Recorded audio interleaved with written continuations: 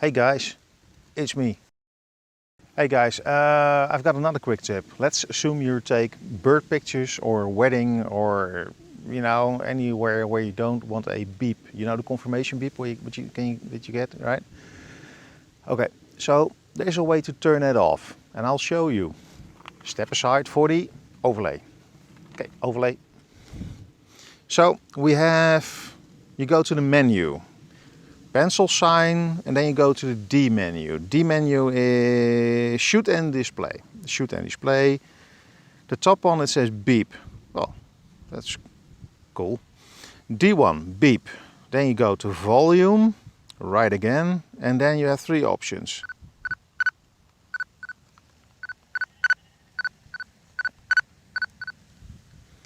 And you press off. So off, it's okay. Then you push the menu button twice, out of the menu, it's done. So, do I hear a beep? No. So, it's off.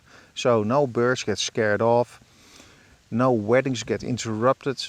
You know that thing, right? I mean, the click is bad enough. So, that's it. That's my tip for Monday, Tuesday, this week. And I will write down how I did it below the video.